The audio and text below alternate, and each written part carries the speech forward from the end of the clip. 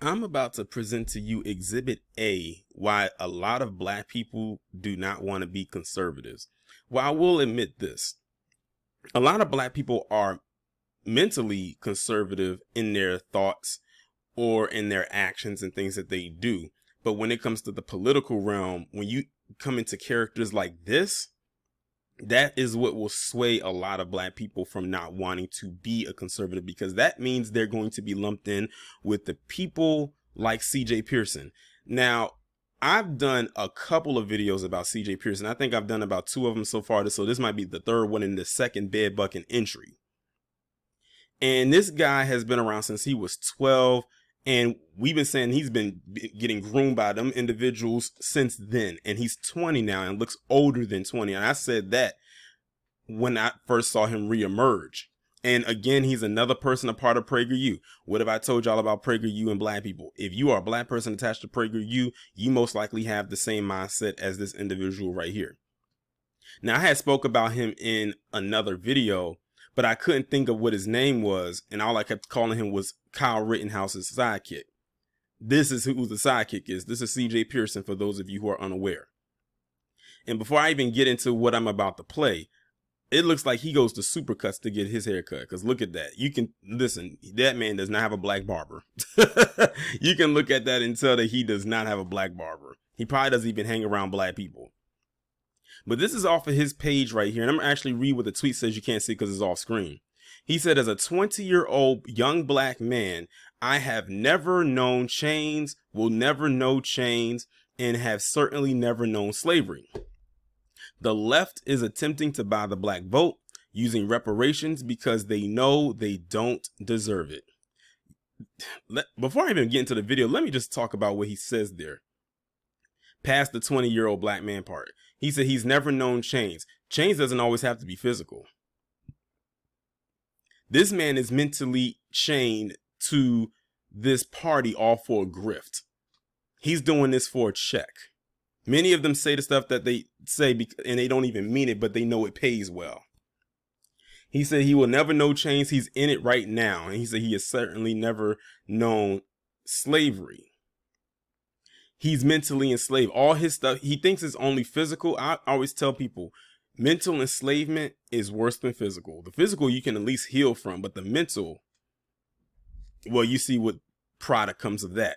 And then he says the left is attempting to buy the black vote using reparations because they know they don't deserve it.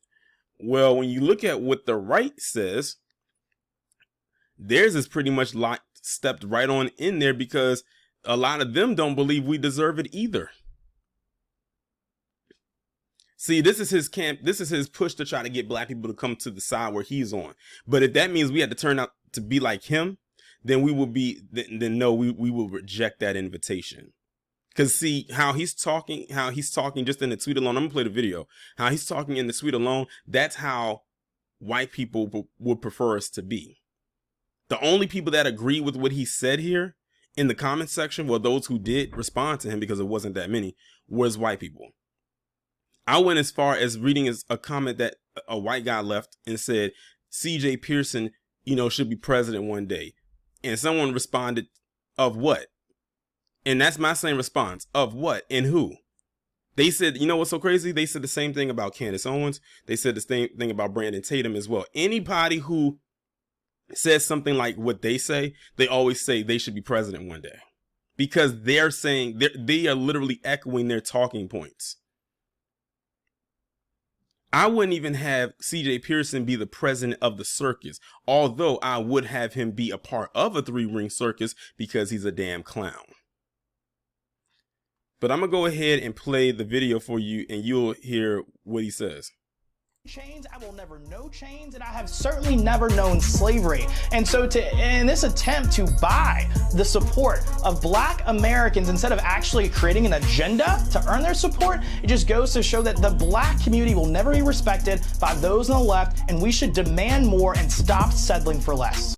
He is speaking for himself and all of his constituents, because like I said, they don't want to give us anything. We saw what happened with the NAACP And he used that as a talking point to say, well, you see how they treat you. Why don't you come over here with us and we'll treat you worse? We might treat you better and give you a pat on the head if you act as I do. No one wants to act like you, CJ.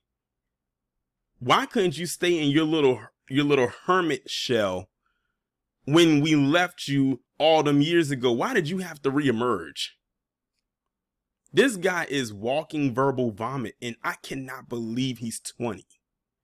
This guy looks older than me, and I'm 13 years older than him. I know they say black don't crack, but my God, I'd say in one of the comments section in the comments that he looks faded. He looks washed out. He looks like he does not go out in the sun. He looks like he stays in the cold. But yeah, like you're getting a glimpse right here as to why many black people are not conservatives politically, because they will feel that if they have to act like that, then what's the point? But then unfortunately, it only leaves them with the other option. And see, with them, it's more like a slow burn. You don't feel it until after a while, but with them, it's like it hits you like a bolt of lightning. Like CJ Pearson is a real life get out situation. Like this guy has heard the clinking of the teacup one too many times. And I just can't get over his haircut. I swear this guy looks like he goes to Supercuts to get his lineup. If you want, that's not even a lineup. But that's how CJ Pearson is. That's how he's always been since he was a kid. Like, go back and look at old videos of him talking, and it's one of the things where you thought it would maybe just be a phase, but no, here we are 8 years later, and he's still talking the same exact way. So he gonna be like this for a while until he gets his wake-up call. And even if he does get his wake-up call, he just gonna say that it was an agenda from the left to make this happen, because the right would never outrightly and willingly do something to harm me, because I'm their biggest fan. I'm one of their biggest cheerleaders. That's his mindset. And that's the same thing that Candace does, Brandon does, ABL, the Hodge twins, that other conservative guy, they all do the same thing. I swear, if you line them all up and start playing their videos, like give them a same topic, reparations, play a video that they all have about reparations at the same time, it'll sound like a bunch of gibberish, but if you really slow it down and really listen to almost like a stream of it, they're saying the exact same thing. And it's the same thing that PC loves to say when it comes to reparations for black Americans. Amala Ekpunobi, another person who's over at PragerU, does the same exact thing. They all literally are in an echo chamber of themselves where they just say certain things and just bounce off everywhere, and that's where it is for them.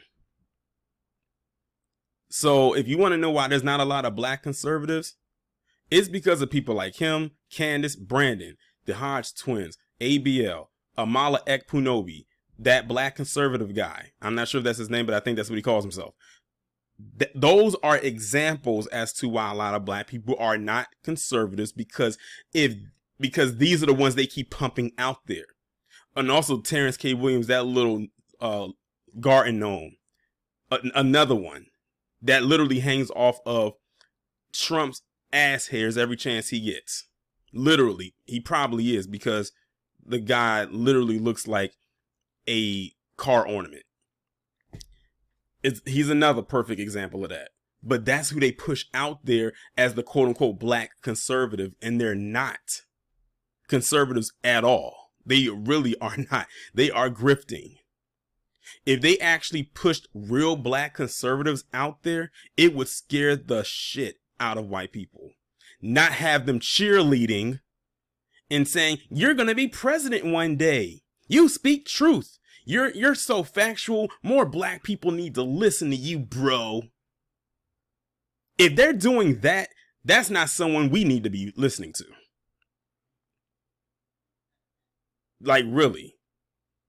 Many could say that I'm conservative in my line of thinking, but they ain't going to be trying to tell me Taurean Rain needs to be president one day. What? I wouldn't even want that. But I won't hear them say that. Listen to all the people in the new black media. For the most part, most of us have very conservative thinking.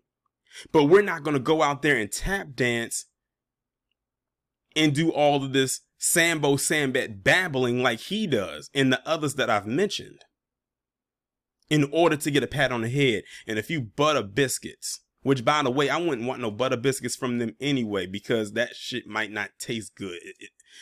Ugh. But the point I'm making is the voices of the new black media have a very conservative mindset ourselves, but we're not going to do it at the expense of throwing our people under the bus like him and the others that I've mentioned in this commentary. We're just not going to do it. We actually have some morals about ourselves.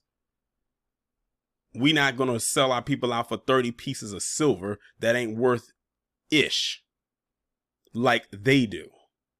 And that's why they can't stand us.